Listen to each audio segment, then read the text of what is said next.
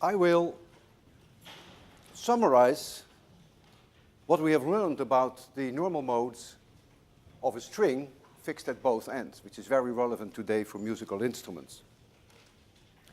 So suppose I have a string with length L, mass per unit length mu, and tension T, then I know that the speed of propagation is the square root of T divided by mu, and the wavelength is always the speed of propagation divided by the frequency. Speed of propagation times the period of one oscillation, but I avoid capital T's for period, so I will just write it down as frequency.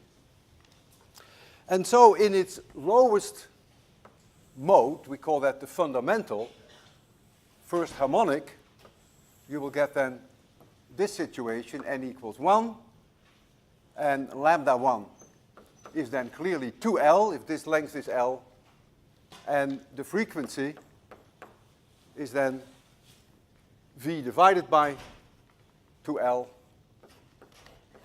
So that's the frequency for the lowest possible mode. First harmonic. If we go to the second harmonic, then the picture changes. We get a node in the middle. And so we have here n equals 2. So lambda 2 is now L. And so F2 is now again V divided by the wavelength. So that becomes now V divided by L. And so we can write down now the general equation for the nth mode, n being Nancy. Lambda of n is then 2L divided by n, and the frequency in the nth mode, that is the nth harmonic, is then nV divided by 2L.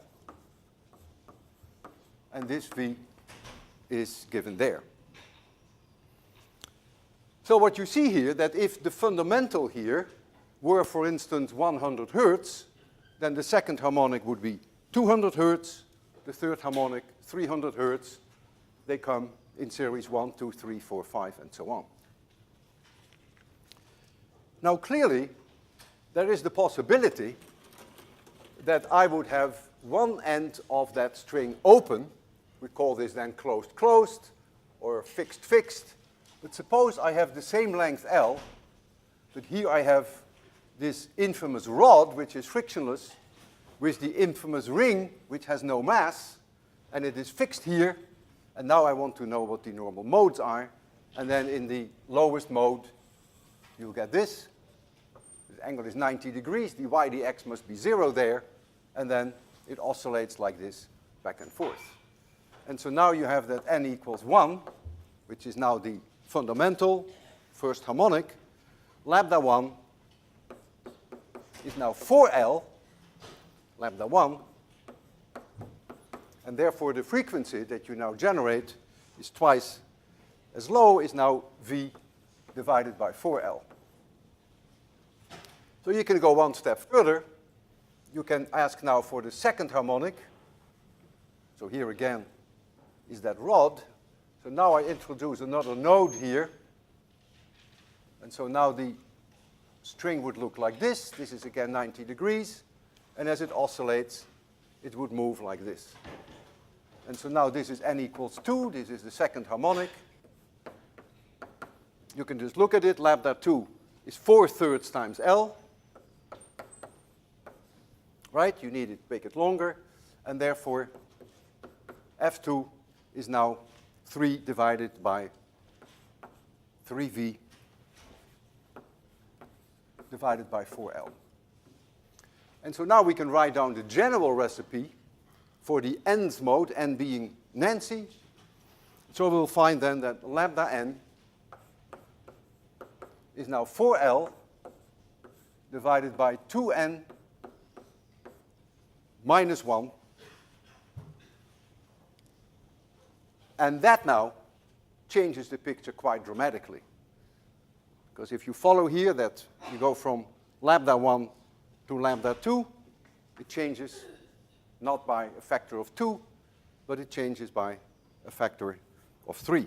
And so the frequency in the nth mode, which is the velocity divided by lambda n, is 2n minus 1 times the velocity divided by 4L. And so what you see now, if we take both systems and suppose L were the same, mu were the same, and T were the same, then F1 in this mode, this instrument, is half the frequency of F1 there.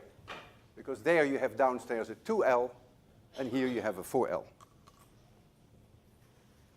So for instance, if that were 100 Hertz, with the same length here, you would get 50 Hertz, if all other things are the same. And then the second harmonic would be 150 Hertz, because if n becomes 1, you get a 3 upstairs. If n becomes 2, you get a 5 upstairs. So now the ratio is 1, 3, 5, 7. Whereas there the ratio is 1, 2, 3, 4, etc. Now if I take a string in isolation and I oscillate it, I almost hear no sound. There's not enough air that is displaced by the string.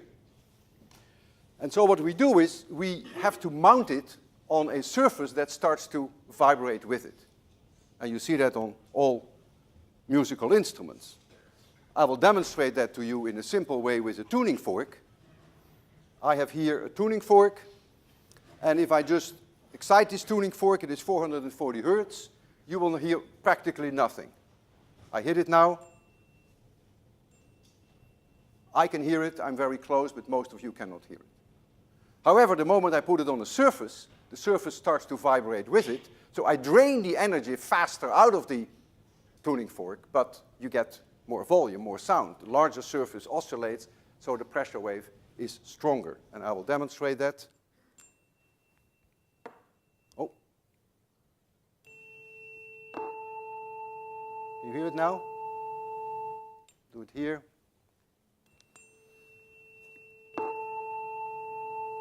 Big difference, right? Huge difference when I put it on the surface. I have here a music box, which I bought many years ago in Austria, and it has these prongs, and when I rotate it, I may be able to hear it, but you won't hear it. Maybe some of you very close. Can you hear it? Good for you. Now listen.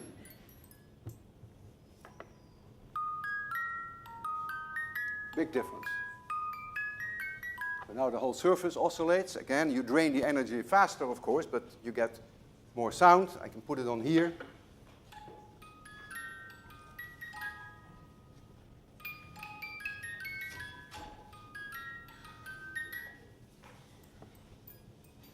Big difference. And of course, you will see that in the design of all musical instruments. Needless to say that the design of these sounding boards, which are connected to the strings, are of course secrets that the company are very fond of and not telling you. I am not aware of musical instruments, of string instruments, whereby one end of the string is attached to a frictionless rod and whereby that end is attached to a massless ring. So I will restrict myself in discussing musical instruments, string instruments, to the one whereby both ends are fixed. And so therefore, the frequency F1, that is the one that I'm interested in, is the speed of propagation, which is t divided by mu, and then 1 divided by 2L. So these are the key players in the design of instruments. If you make L longer, you get a lower pitch. If you make L shorter, you get a higher pitch, and we all know that. If you make L shorter, you get a higher pitch. If you make the tension higher, you get a higher pitch. If you make the mass per unit length lower, you get a higher pitch. And so that's key in designing musical instruments. If you take a piano, it has 88 keys. The lowest frequency is 28 Hertz. The highest is 4,000 Hertz. It covers 7 octaves. And when you hit a key, a hammer actually comes down onto the string. And it excites the string in a combination of various normal modes. In fact, in many cases, when you hit one key without you realizing it, you hit more than one string simultaneously. But that's a detail now which I will not further expand on. If you take a Steinway grand piano, even though it has only 88 keys, it has 216 strings. And so the idea of a piano then is that you change the length of the strings. So that's a player. The shorter the length, the higher the frequency.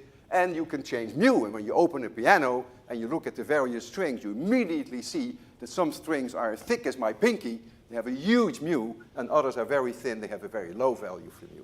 And that will give you then a higher pitch. The tension of the strings in a piano are approximately all the same. They're quite high. They are near 200 newtons per string. So a grand piano, then the total force, all the strings together, is something like 45,000 newtons, which is an immense force when you think about that. Now, if you go to violins and cello and a bass, you have 4 strings. Then the length is a given. But if you look at the various strings, and we will see a violin later, you will see that one string is much thicker than the other. So you play with mu. You change the mu. So you only have 4 fundamentals then. If you go to a Museum of Fine Arts in Boston, they have a wonderful collection of musical instruments. You will see musical instruments with just 2 strings, and you will also see musical instruments with 1 string, but I have never seen one, as I said earlier, whereby one end of the string can freely move. But maybe they do exist. So now comes the issue, if you have built an instrument, how do you tune it? Well, with a piano, you ask the piano tuner, maybe once a year or once every year, to come and tune the piano for you. And what the piano tuner does is simply change the tension in the strings, which is a major job, of course, if you have 216 strings. With a violin and a guitar and a cello and a bass, it is the player herself or himself who is doing the tuning. We will see that later today. They actually change the tension in the string, and then they listen carefully to get just the right tone. And they do that before they start playing. If you play the piano, with all due respect for piano players, all they have to do is hit the right keys in the right sequence. That's all there is to it when you're a piano player. Now think about a violinist, or a guitar, or a cello. They cannot just hit one string. They have to change the length of the string all the time to change the fundamental. And that's the whole idea when you have the violin and you strike it with a bow and you rub the string, and the string will start to oscillate in the fundamental and higher harmonics. By making the string now shorter with your hand, you increase the pitch. And so playing there is that you as a player continuously have to move the length of the string and just hit the right length. It goes beyond my imagination that anyone can do that. I cannot. I tried it when I was young. I took violin lessons. I was a total disaster. If you take a harp, it is in a way like a piano, except there's no hammer, but you pluck the string. And now there is something very special about the harp. You can decide where you pluck the string. And that makes a difference in the percentage of higher harmonics and which higher harmonics you excite. And we will deal with that in 803 when we do Fourier analysis. You will see then that if you pluck a string in the middle, that you get a different series of higher harmonics than when you pluck it, say, a certain distance, 10 or 20 centimeters from the end. It's a very interesting part. In fact, the piano is designed in such a way that the hammer hits the string about 1/7 of its length from one end. And that is done to suppress the 7th harmonic. Now, why the 7th harmonic has to be depressed, that is up to you to decide. Maybe we don't like 7 harmonics. I don't know. It beats me, but in any case, it's purposely done to suppress the 7th harmonic.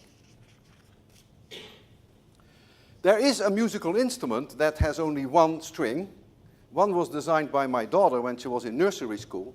That's a long time ago. And I have it here. I'm very fond of it. I've demonstrated it many times. It's called a washed tub bass, I think. So you see here the 1 string. And here you see here then this surface that is necessary to make you hear the string. In this case, it is, I think, a box from Kentucky Fried Chicken or something like that.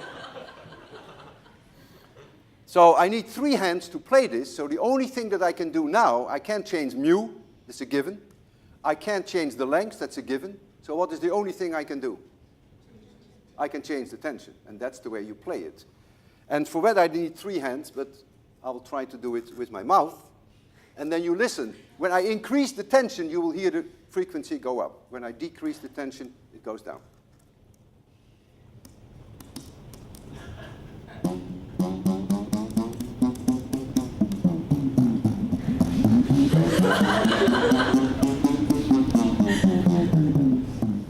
You could hear it, right? Clearly different in frequencies.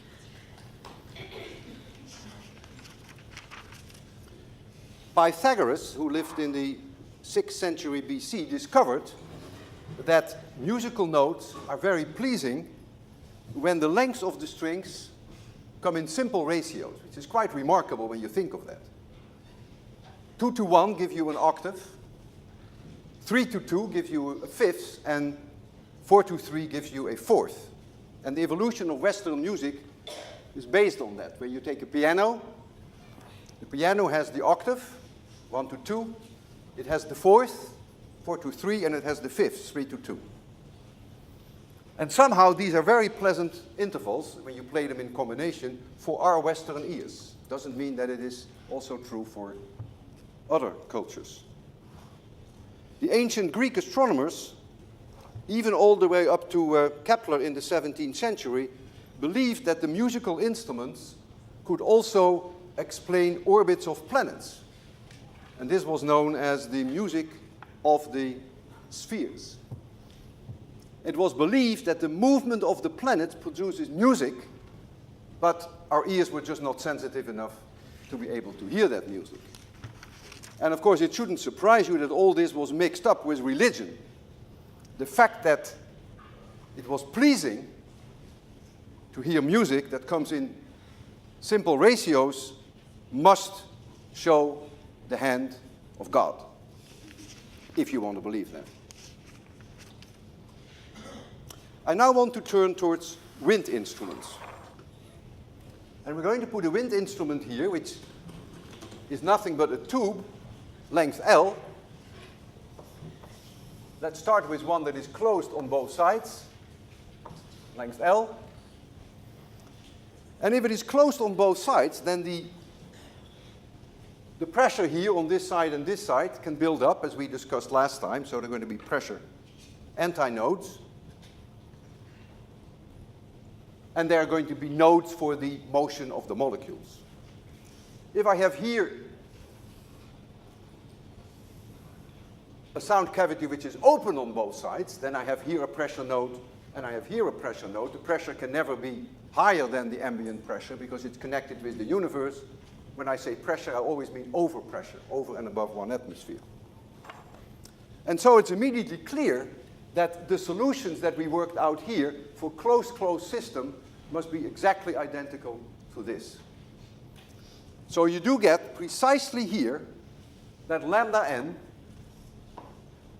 is again 2L divided by n. There is no difference. And f of n is nv divided by 2L. But of course, the enormous difference is that v is a God-given. That is the speed of sound in air. The air column begins to oscillate. And so v now is approximately 340 meters per second, which is non-negotiable. So there is no way that you can manipulate mu and t to change the speed of propagation. The speed of sound in a gas, something that I really wouldn't want you to remember, I will return to that at the end of my lecture, is given by this equation, but you may forget it as far as I'm concerned. R is the gas constant, T is the temperature of the gas, in degrees Kelvin, and gamma, if any of you remember that from 801, is the ratio of specific heat at constant pressure divided by specific heat at constant volume. But if you've never had that, that's fine too. Just take my word for it. I will give you some numbers for gamma later. And then m is the molecular weight. So this is the speed of sound in a gas. So it's a given for air. There's nothing you can do about it. Room temperature, it's given. It changes with temperature, which is interesting. So the way you get the system going, you must somehow blow air past, maybe in this direction or so, and then the column starts to excite. It's very hard to see why that happens, but then the column gets into normal modes, and you may get a whole collection of various normal modes, a superposition of many normal modes. Now there is, in the case of sound cavities, what is very easy to make a system which is closed at one end and which is open at the other. That is very easy. Which you cannot do here, you can do that here. And so therefore, in this case, that one side of the cavity is closed and the other one is open, there are musical instruments. The clarinet comes very close to be almost closed at one side and open as the other, but there are many musical instruments which are open on both sides. So then you would have here that f of n equals 2n minus 1 times v divided by 2l. So then you have indeed this case which we dismissed for string instruments, divided by 4l. And the easiest way to demonstrate that to you, to take my pen, this is the cover of my pen. It is closed on this side, believe me, and it's open here. And it is about 3 centimeters long. You may not like the frequency. It's a very high-pitched frequency, and it may be a cocktail of more than one mode. That is a musical instrument. Not the best, but it is a musical instrument. Closed and open on one end and the other. So now, it is important that we get some feeling for the frequencies that you can produce with the various wind instruments. And so here I have listed for you the length, L, and this is then an open-open system. Of course, it's the same for a closed-closed system, but a closed-closed system doesn't make a very nice musical instrument because the sound is not coming out, so that's not the idea. So therefore, it's open-open or it is closed-open, and you see here the length, and of course, the speed of sound is a given, so I can't change that. And this is then the fundamental, the first harmonic, covering the entire range of your hearing, all the way from 17 hertz. So you would take a 10-meter long tube, open on both sides, to get in the fundamental, the 17 hertz. And for a closed open system, that would then be easier, so you could get away with half the length to get the same. You get half the frequency. That's basically what a closed open system does. And so we'll keep that on so that we can understand when we hear the various frequencies, why the frequencies are as high or as low as they are. Now here, we have a tuning fork, which is 256 hertz, which is mounted on a sound cavity, which is closed on one side and open on the other. And that is done in order to get perfect matching between the resonance frequency, the fundamental of the box, and the 256 hertz. You can do that, of course, if you're only interested in one particular frequency. So for this case, then, you would have that the frequency, f, is the velocity. So we go to this case now, to the case of this equation. So the frequency, this is in the first harmonic now, is v divided by 4L. So that is 256. So that is 340 approximately divided by 4L. And then L comes out to be about 33 centimeters. And indeed, if you measure the length of this, you will find that it is roughly 33 centimeters. And so now you have a case where you have perfect matching. So when I hit this tuning fork, then the box loves to oscillate exactly at that frequency. So you get a very large sound, so you drain the energy very quickly. You do see often tuning forks which are mounted instead this way. You can also have a box like this, open and open on both sides. Then it has to be twice as long.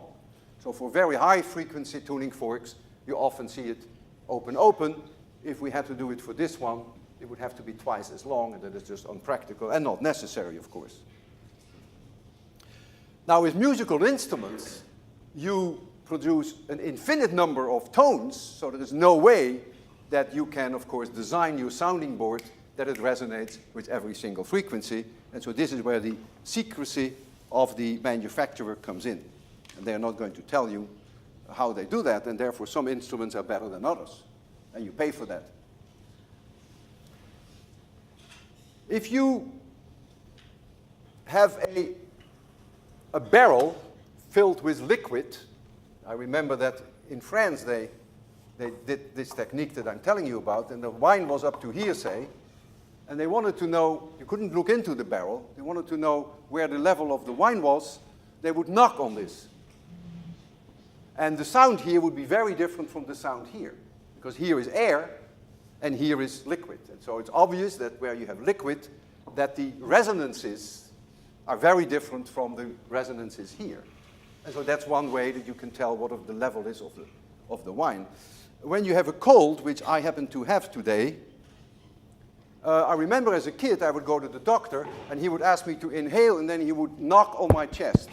And then he would exhale and inhale and knock on my chest, and then he would be able to tell whether there was fluid in my lungs or not. I don't know how sensitive that is. It's not my field, but that's the way it was done, and maybe you have experienced the same thing. They sometimes also, I don't know why, they knock on your back even, you know. Fine. Now, I have developed, in fact, I can even say invented a method to test for the presence of brains. And the way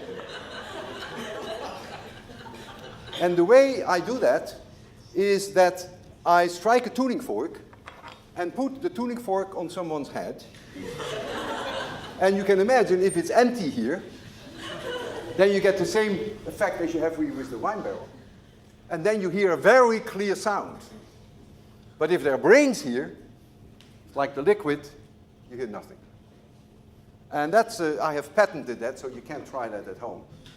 But I can demonstrate it to you. You hear much? Oh. You hear much? Maybe I shouldn't be lecturing 803 then. Now, of course, in my case, I think I passed the test within reason. It is not so clear, of course, that all students would pass that test. And I was wondering whether anyone has the courage that I may try that. Any one of you? You're afraid, right? You're worried that it will all come out. You mind? You don't mind.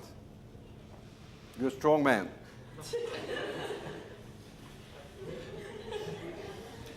Now you have to be quiet, otherwise we can't tell the difference.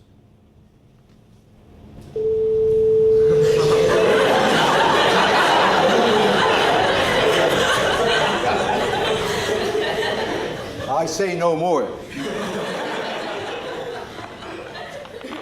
I think it's better that I teach 803 than you do.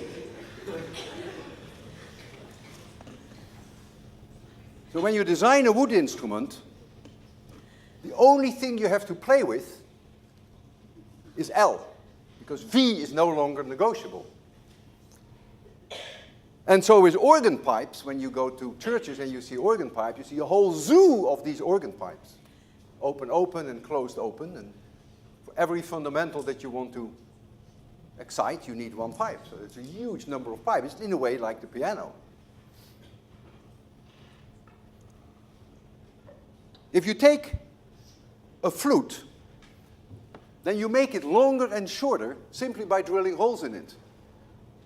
And if you hold your hands on both holes, then this is the length of the flute, which gives you then a lower frequency than when you take one hand off, because now it's shorter. Because this is connected with the universe. So here no pressure can build up, so this becomes a pressure note, so it's shorter. And if you take this one off, it's even shorter, and so the pitch will go even up. That's the basic idea behind a flute. And I can demonstrate that to you.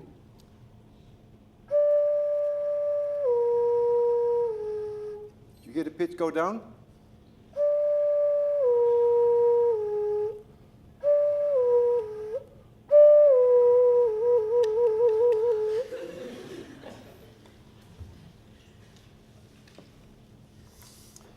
I have here a flute-like instrument which is open on this side, and it's also open here where we pass the air by.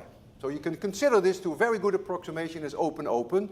It is 16.6 centimeters. And so if you want to know what the fundamental is, well, then you apply this equation, n equals 1, and then you get something like 1024 hertz. But if you make it closed at one end, and you apply this equation, you would get half that, so you only get 512 hertz. A big difference, factors of 2. So this is then the fundamental for open-open. And now comes open-closed.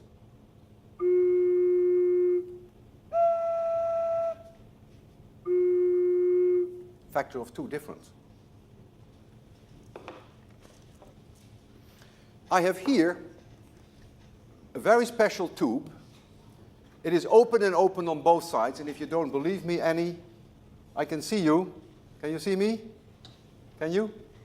Can you see me? It's open and open on both sides. And it is corrugated, which of course is very important why it works so well. And this has a length of 77 centimeters. And so you can calculate now, using this equation, n equals 1, what the fundamental is. And the fundamental is about 220 hertz, the first harmonic. And since it's open-open on both sides, the second harmonic will be 440 hertz, and the third harmonic 660 hertz. And by twirling this around, with a little bit of luck, you can get a wind flow past here, which only excites the lowest mode. Sometimes you hear the lowest one and the second, but when you twirl it faster, you get higher harmonics. And I want to demonstrate this to you. I'll first try to excite the 220, which is the lowest mode possible, which is the first harmonic, the fundamental, and I'll try to make it clean, just only the fundamental.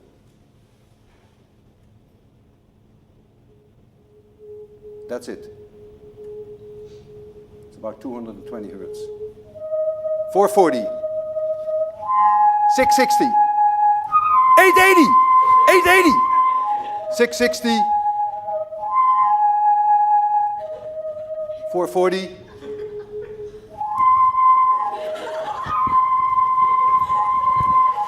I can't get above 880.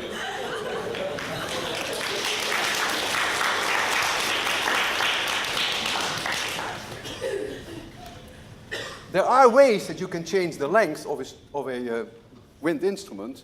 One is by making holes in it. Another one is by really physically changing the length. And there's one instrument which is well known for that, which is a trombone.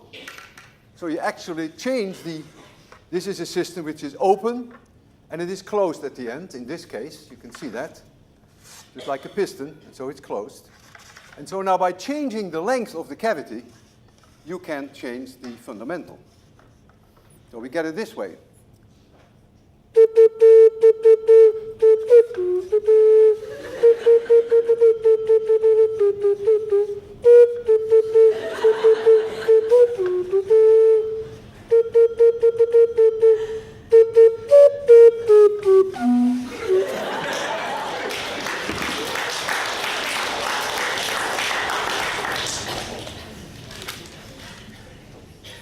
We recognize instruments by the cocktail of the harmonics that they generate, and depending upon how you excite them. I mentioned already the plucking of the harp, but also the way, for instance, you blow on musical instruments. I don't know whether any of you have ever tried to play on a trumpet, but if I gave you a trumpet, chances are that you would get no sound out of it at all. You have to hold your lips in a special way. You have to know how to spit in there the right way. It goes like something like that. So that is also a way that you can excite certain harmonics in relation to the fundamental. And that then determines the sound quality of your instrument. And I'd like to demonstrate this to you now in various ways that the different instruments have different sound quality. What it comes down to is that if you ask each instrument to play, for instance, 440 hertz tone, you will see that a violin cannot just simply produce 440, but it will automatically also, at the same time, generate 880, and that is the second harmonic and maybe higher harmonics. And that's different for different instruments, and that's, of course, the idea behind the tone quality. And the way that we're going to demonstrate that to you is as follows. We have here a microphone, and I will first make you listen to a tuning fork, for instance 440 hertz, which will give you then this signal, time, and the amplitude of the membrane of the microphone. If, however, an instrument were to generate 440, in addition higher harmonics, you would get the sum of this signal and, of course, the higher harmonics. And so you will see no longer a nice sinusoid, but you see on top of the sinusoid the higher harmonics. So let me now first show you the 440 hertz. Here's the microphone. Boring, just one frequency. Nothing rich about it. 256. There's no indication for any higher harmonic. That's the way that tuning forks are designed. If I take this flute, as far as I can tell, only the fundamental, no higher harmonics. Now maybe if you blow in a very special way, maybe I can excite higher harmonics.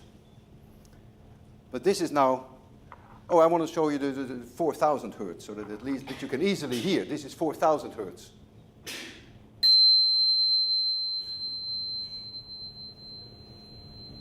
All right, so you get the idea. So you know now what you're going to see, but you don't know yet what you're going to hear, neither do I.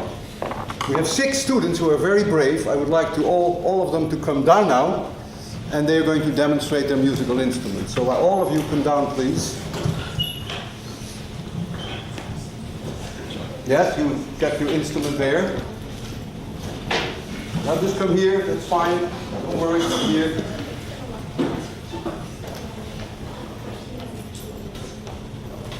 All right? Where is the violinist? Ah, there's the violinist. Yeah, oh boy. Oh boy.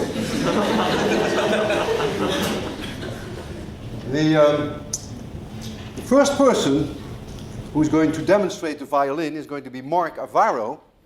And I'm going to ask Mark first to only produce what he thinks then is 440 hertz. Now we have for you a special chair. We will bring the chair very shortly. So let me remind you then of the 440. This is 440.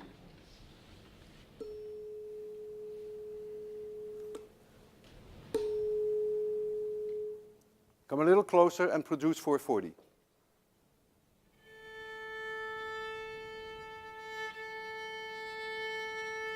Now look, did you see that you could really see the 440 in there? It was the same spacing as my tuning fork, but there were many higher harmonics there. Show it once more. And they then give you all these wiggles.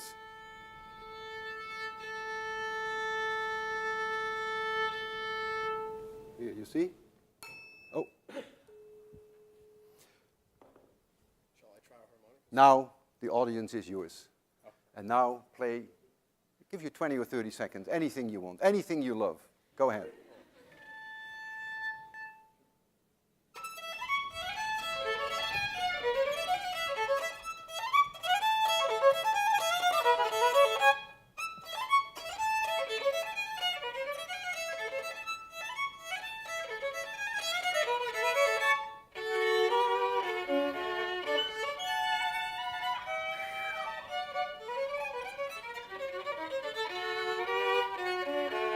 You are fantastic.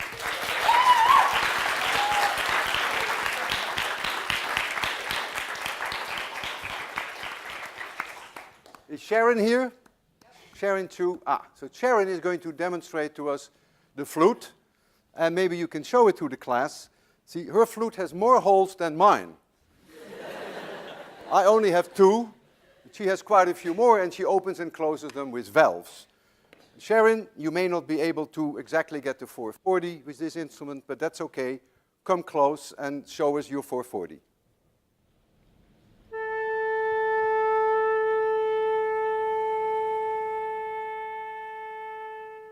excellent. You see, you could really see the 440, but you could see more than that. It separates it from the violin, of course. The audience is yours. Make us happy.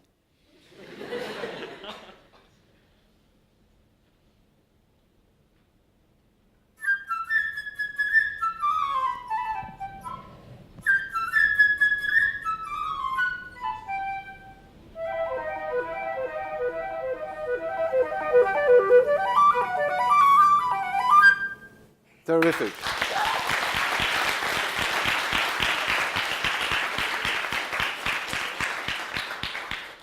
Now we have a very special guest, which is Shauna Jin, who was so kind to go through the trouble of bringing her cello. Now you think, Sharon, that you can come close to 440?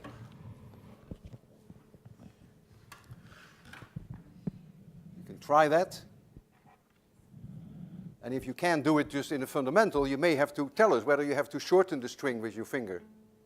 You do have to do that? Go ahead. Try once more. I can see the underlying 440.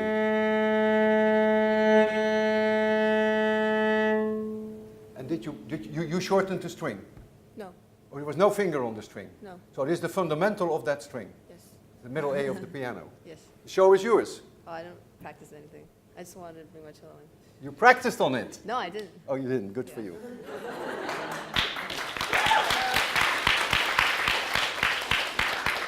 So you prefer not to play? Yes. That's fine. Thank you very much.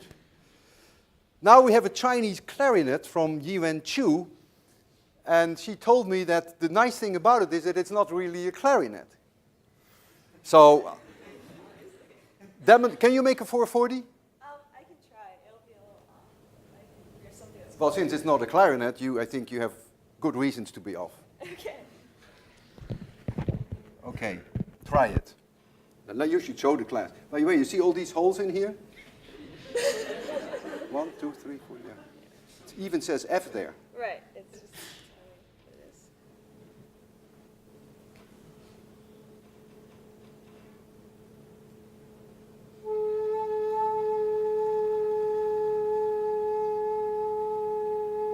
Very nice. I do see overtones. The audience is yours.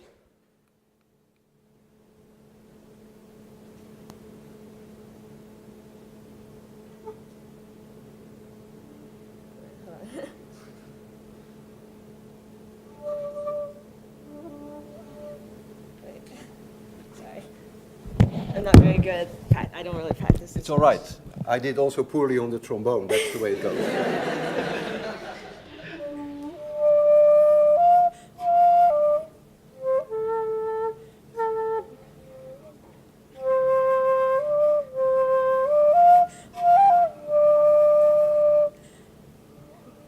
Okay, hold on. You're doing great.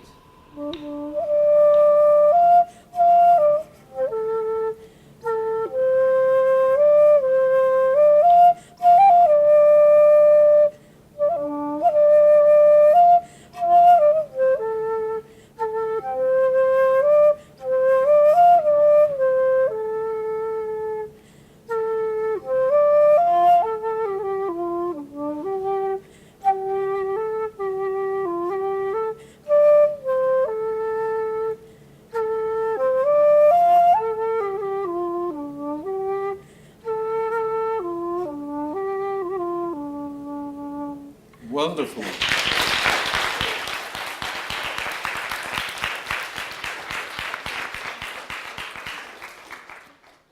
Where is the saxophone? There is the saxophone.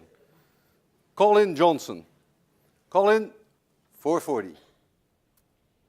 Oh, man, can you go all the way down there? 440.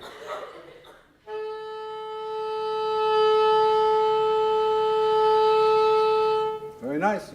You can see it, but we can. It's very nice. If you stay there, the audience is yours.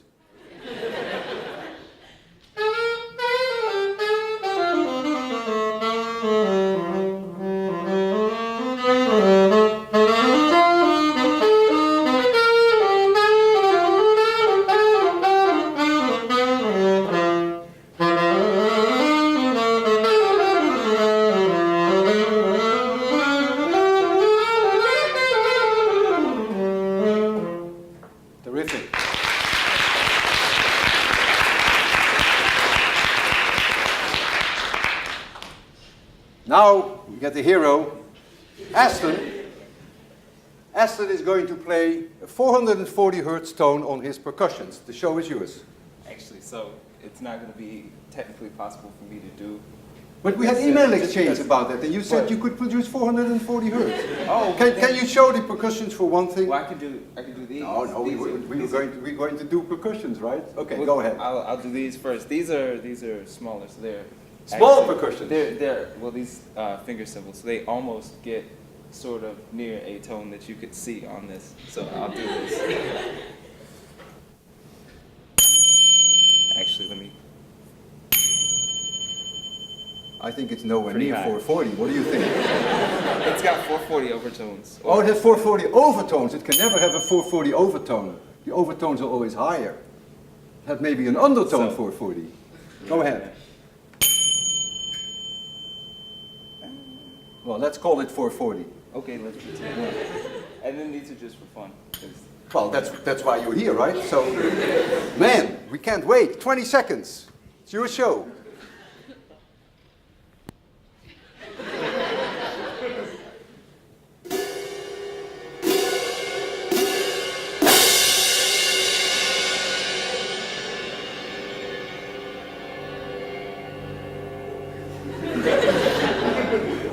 That's closer to 440 than what I've seen.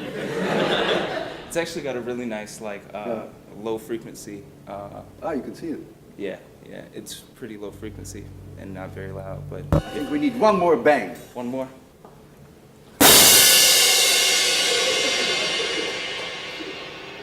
Thank you all. Great.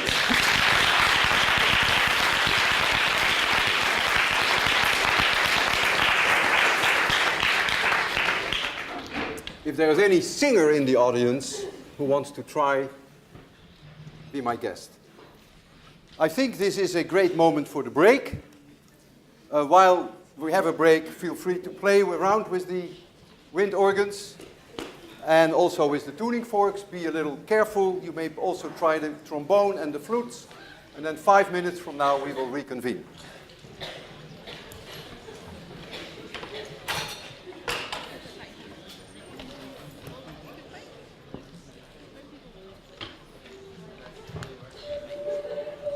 Which one's the 440 again? Which one's the 440?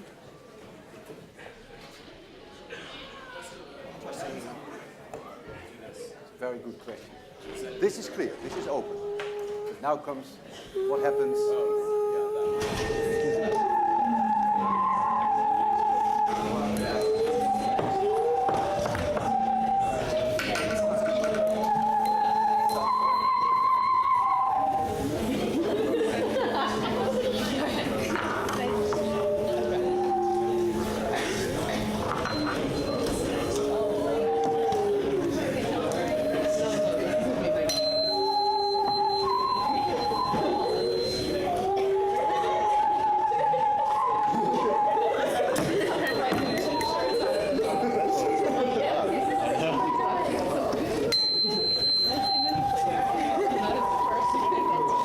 It'd be awesome to sit in the class.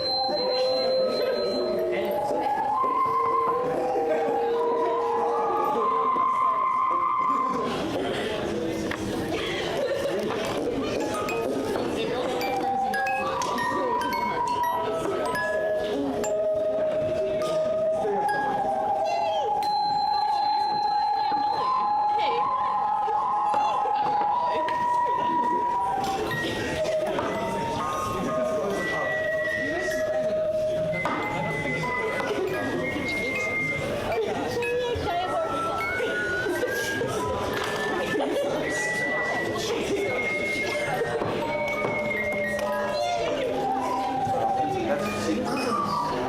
Same with the wind organ. Increase the speed of the wind, you know. Get higher harmonics. That's the whole art. That's what I mentioned when you get the trumpet. You can't afford to miss out.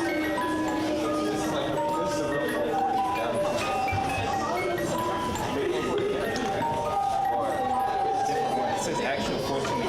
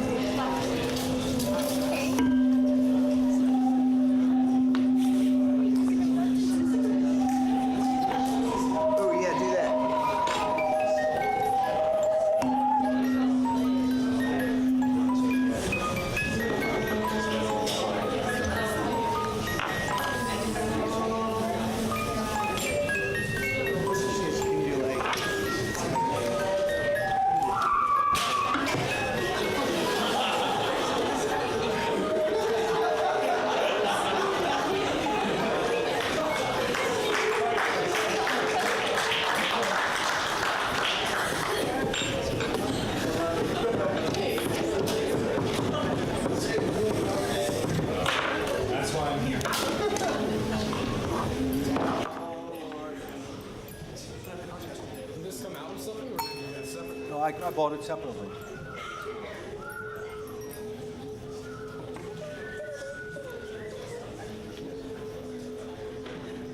I don't want to see what you're doing at this point.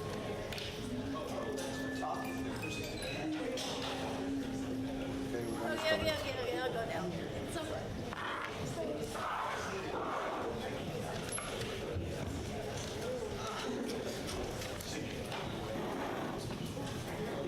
All right. So, what we have been looking at are one-dimensional standing waves, normal mode solutions to the famous wave equation.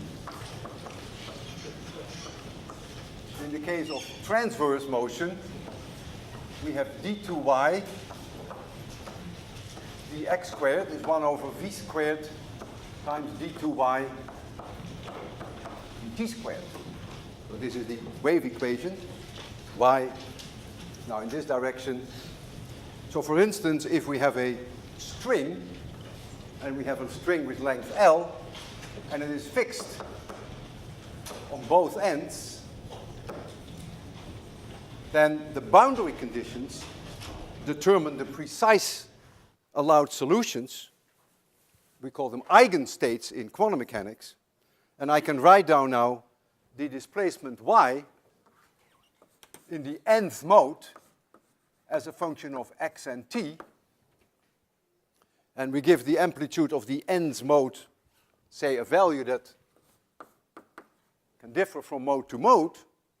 So we get a of n, and then we get the sign of n pi x divided by L, and then we get the cosine of omega n times t. So this is the time domain, which makes it shake with that frequency, and this is now the part that makes sure that the ends are always fixed. If you make x equals 0, y is 0, and if you make x equals L, y is 0. And that gives you then a whole zoo of possible frequencies, because omega n is always v times k of n, and so that then becomes v times n pi divided by L. And so you see the ratios 1, 2, 3, 4, and so on, n, v, L, that's right. Now if we go the route of longitudinal,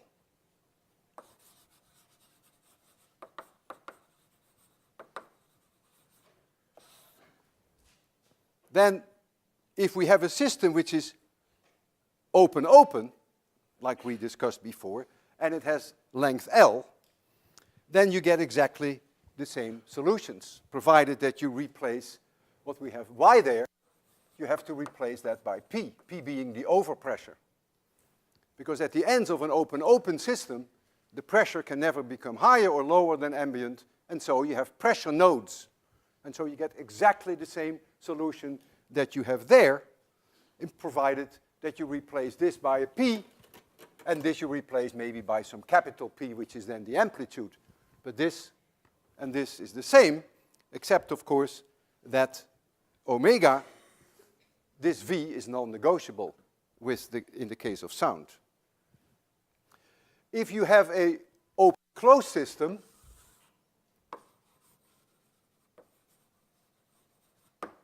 so now you close one end, then you want the boundary conditions that p is 0 at the open end, and p has to be an antinode at the closed end, where the pressure can build up. That gives you then different values for this k of n. The sign may even have to be changed to a cosine, depends on where you define x equals 0, but that's not so important now.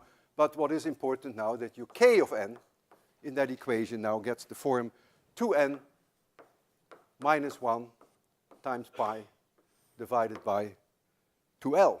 So everything comes from boundary conditions, and now I want to make the step from one-dimensional to two-dimensional.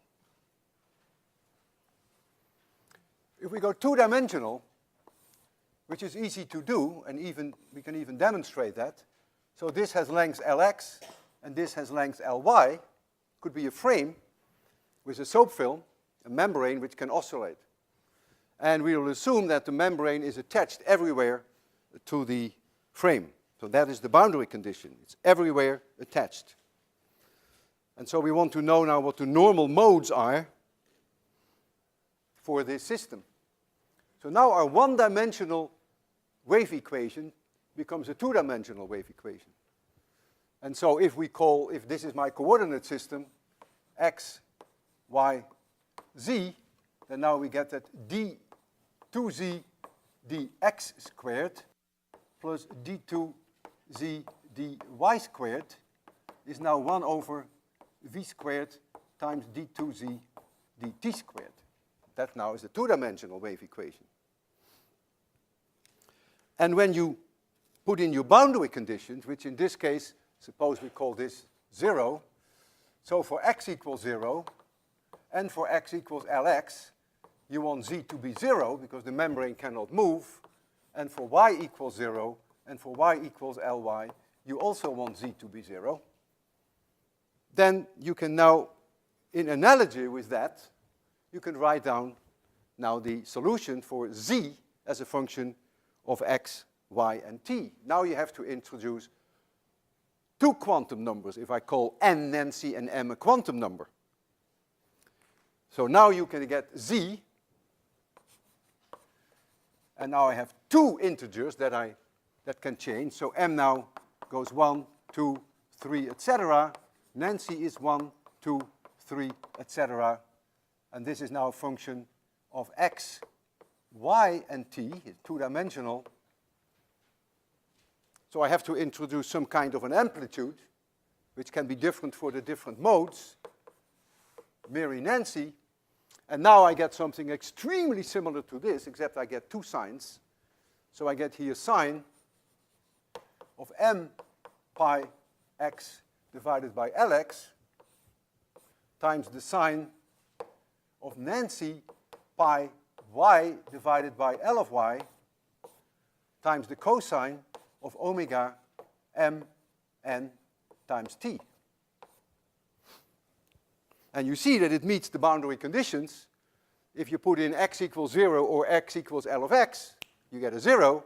If you put y equals 0 or y equals L of y, you get your 0. And if you substitute this solution, of which we clearly, intuitively know it has to be correct, if you substitute that in that wave equation, then you get the connection between the k values and omega, and then you will find that omega mn, which is always the velocity times k value of m, becomes now v times the square root of Miri pi divided by Lx squared plus Nancy pi divided by Ly squared. This now sets the entire range of all possible normal mode frequencies. So now you can play with Miri m, and you can play with Nancy n, and you can cocktail that in all combinations that you want to. And for instance, if we ask this membrane to oscillate in the m equals 1, n equals 1 mode, then it means that the entire membrane comes to you and goes back, and comes to you and goes back. That's the lowest possible mode. All points are in phase, and they all have the same frequency. That's the characteristic for a normal mode. If, for instance, we had Miri equals 2 and Nancy equals 1, then we would have in the direction of Miri, we would have plus and minus. This part would come to you while this part goes away from you, so a plus and a minus. And this now is a nodal line. So we get a nodal line. So it's not anymore a nodal point, which you get in one-dimensional solutions, but you get a nodal line. This stands still. And then the membrane oscillates like this and is attached to the edge. And if, for instance, you wanted to know the Miri equals 2, Nancy equals 2 mode, so m equals 2, n equals 2, then you will get two nodal lines, plus, minus, minus, plus. If this comes out of the blackboard, this comes out of the blackboard, this goes into the blackboard, this goes into the blackboard. And in French, you will see some remarkable, wonderful pictures of a guy with beautiful hair from the 50s, whereby you see the oscillations of the soap film in these various modes. It's really very, very exciting, very interesting. And I want to demonstrate this to you in a way that I cannot possibly calculate. I doubt whether there are many people who can, although maybe some civil engineers can do that, because this system is way more complicated than a membrane that we have here that is attached to the frame. What we have is a square plate, and it is only fixed in the middle. That's where it's held. That's the only point that is not moving. That is here. But what we do, we drive the thing. Actually, there's a piston below here which drives that middle point, and it oscillates it. And then you get an infinite number of frequencies, whereby the system goes into normal mode. We can change the frequency. And the way we can make you see these frequencies is by putting a powder on it, which we will do. And then the places where there are nodal lines, the powder stays. And the places where there are antinodes, the powder is literally thrown off and it accumulates at the nodes. And that's the idea of the next demonstration. We call these the Chladni plates. And after the lecture, I would invite you to actually play here with this violin bow. And so here we have similar Chladni plates which have different boundary conditions. This is a square, triangle, and this is a circle. And you can put stuff on there, and then you can try to hit these resonance frequencies with the bow, and you get remarkable patterns. So let us first go to our system, which is driven, so that is very controlled. We can adjust the frequencies almost any way we want to. And I will start with a low frequency. Sometimes the sound may be very high. I may have to adjust the sound. You can hear it. We'll start somewhere, I think in the range of about we are close to 300 hertz, and then we'll increase the frequency, and I will add powder as necessary. And so what you're looking at now are two-dimensional normal modes, which give you nodal lines.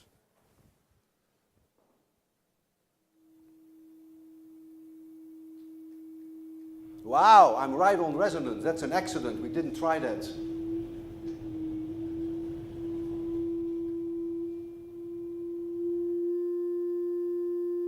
That's a beautiful resonance. Who on earth could have predicted these nodal lines? I will go to higher frequency. I will lower the volume a little. Wow!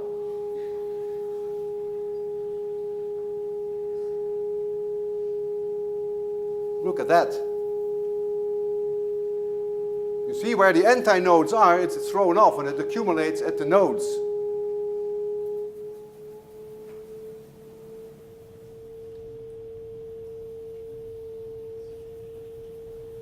Hey, that's a weird one coming up. My goodness. I've done this many times. Every time I do this, I see different ones. Because you can so easily, no, the normal mode frequencies are often so close together that you can very easily skip one and go over one. Isn't that amazing? How, oh, you look at these lines here. It's completely ridiculous.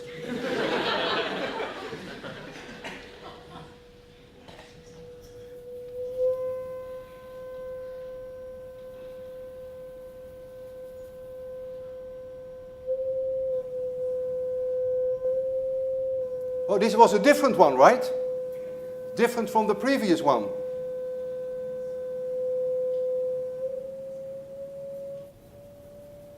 I'll increase the volume.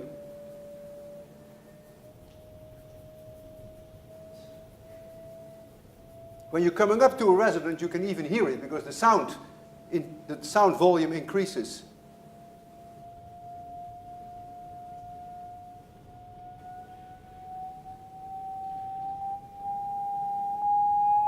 Holy smoke! Isn't that amazing? You try to calculate that. I would like to think, though, that aero and astro people who design airplanes, who have wings, and people who build bridges, that they should be able to calculate these resonant frequencies, because you may get destruction.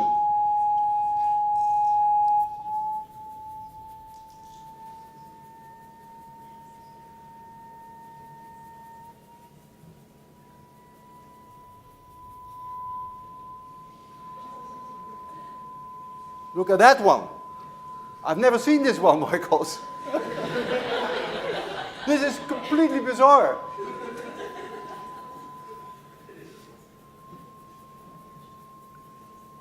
All right, so you get the idea, and I really would like you to play with that, with the ones there at the end of the lecture.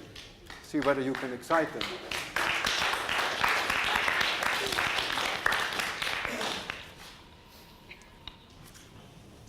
So now, I want to make the step to three-dimensional wave equations. This was a problem that Professor Marval Valla, who is sitting in the back, put on the final exam of 803 this spring, this year. If you don't like it, there she is. So this problem, who suggested that problem to you, Nurtjes? Don't tell them. Here we have a sound cavity in 3 dimensions. A, B, C are the length. And this is our coordinate system, x, y, z. And it is open in this direction, and it is open there. So it is a box which is open on both sides in the z direction. And the rest is all closed. So now the three-dimensional wave equation, d2p dx squared, p is the overpressure, plus d2p dy squared, plus d2p dz squared, equals 1 over v squared times d2p dt squared. That is the three-dimensional wave equation. And so, it should really be no problem for you or me to write down immediately the solution of the normal modes. You must make sure that you have pressure nodes in the z direction at z equals 0 and at z equals c, and you must make sure that you have antinodes in the x and the y direction where the pressure can build up. That's the boundary condition for a closed system. And so the solution then for the pressure in terms now of 3 quantum numbers, L as in lion, M as in Mary, N as in Nancy, is now some kind of an amplitude which can be chosen differently for the different modes. So I give them then the index L, M, N, and then you get the cosine of pi times L times x divided by a, which is my L of x. And then I get the cosine of pi times Mary times y divided by b. And then I get the sine of pi times Nancy times z divided by c. And then I get the cosine of omega L, M, N times t. And so you see, when you look there, convince yourself that you meet all the boundary conditions. This is the one that is the open end. That means if you substitute z equals 0, this one will make it 0. That's where you have the pressure node, where it's connected with the universe. No pressure can build up. But if you substitute in here z equals c, you also get 0. And you get the antinodes here. So this is a solution that immediately presents itself. If you have followed what we did 1D and what we did 2D, this is the obvious solution. And so the system can oscillate in a combination of all these normal modes. But what is interesting now is that L can be 0, 1, 2, 3, because there's nothing wrong with making L 0. The cosine remains 1 then. Nothing goes to 0. And Mary can go 0, 1, 2, 3. It's only Nancy that cannot be 0, because if Nancy is 0, then there is no pressure over everywhere. There is no wave. So you see here that you now allow for 0, 0, 1 modes, which will give you certain frequencies. And the frequencies that you will get, you will find by substituting this solution back into the differential equation, into the wave equation, which gives you then always the connection between omega and k. And so that connection is then that omega L, M, N becomes V, which is the speed of sound, times the square root. If you're ready now, we get pi L divided by A squared plus pi M divided by B squared plus pi Nancy divided by C squared. And so the lowest possible frequency for this system is the 0, 0, 1 mode.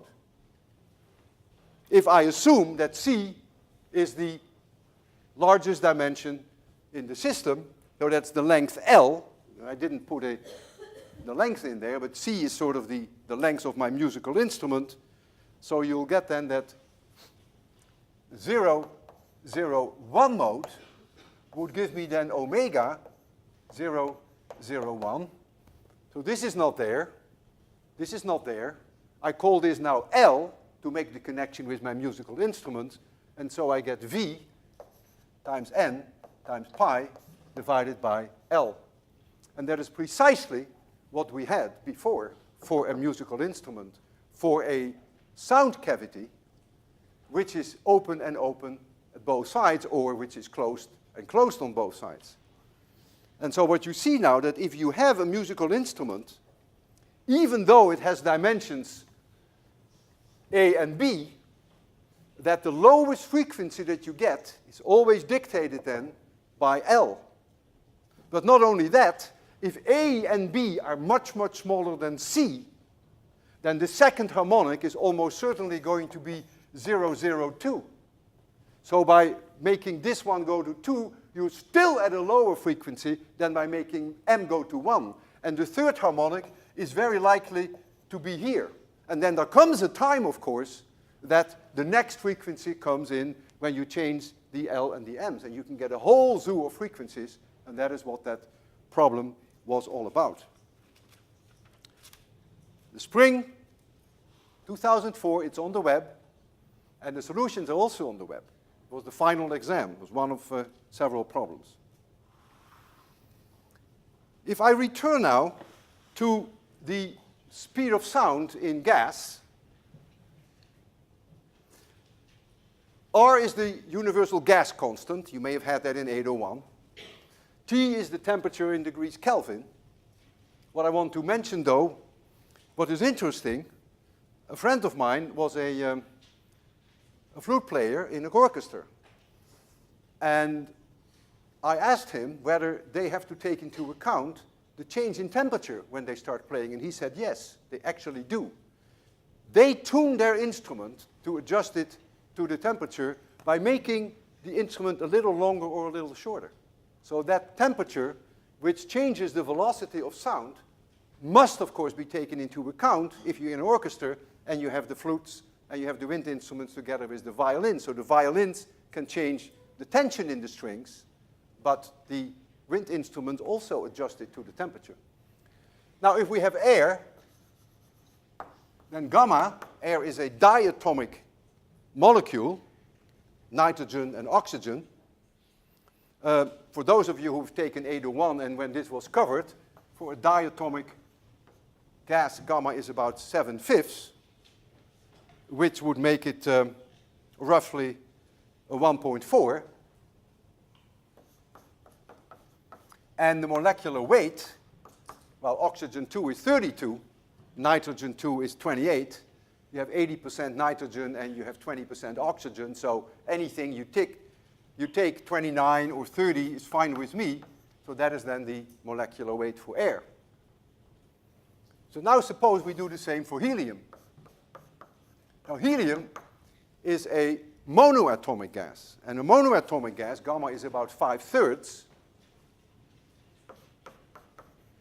which is about 1.66, but the molecular weight, which in this case is atomic weight, in helium is just a single atom, is 4. And consequently, the speed of sound in helium is roughly 3 times the speed of sound in, it's 3 times the speed of sound in air. You can just substitute those numbers in there, and you will find that it's about 3 times higher. Now, my voice is some kind of a musical instrument, not unlike a violin. It has strings, which are my vocal cords, which oscillate, and these strings are connected to a sounding board, which is my larynx, which is my throat. And that creates a voice which you recognize. You say, yeah, that is Walter Lewin. My sounding board, just like the sounding board of the violin, resonates at certain frequencies better than at others. And that gives you then the characteristic tone of that particular violin, of that particular person. However, when I inhale helium, my poor throat has no idea about that, and so it starts to resonate at different frequencies. And therefore, my voice will be very different because of the difference in speed of sound. Because remember, the resonance frequencies of cavities, of sound cavities, their resonance, their frequency, depends directly on the velocity v. I have here omega, but the same is true for f, of course. Now, there's only one problem. And the problem for me, not for you, is that there is no oxygen in helium. And if I take in too much helium, I'll be on the floor. If I take in too little, it won't work. And so there is always a very fine line, but I'm not joking about it, that this is really an experiment that can make me extremely dizzy, because I will be without oxygen for some time. And I'm actually not aware of it, because you just inhale that helium, it feels great, you know, it's like...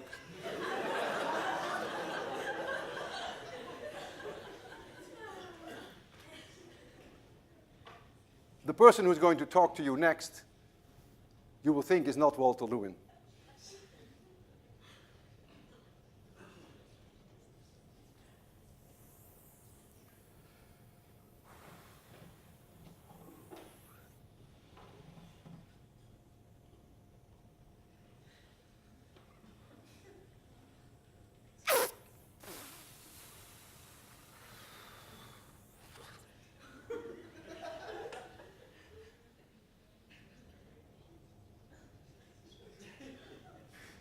I wasn't joking, really, I'm telling you. I hope you're going to have a good weekend. See you.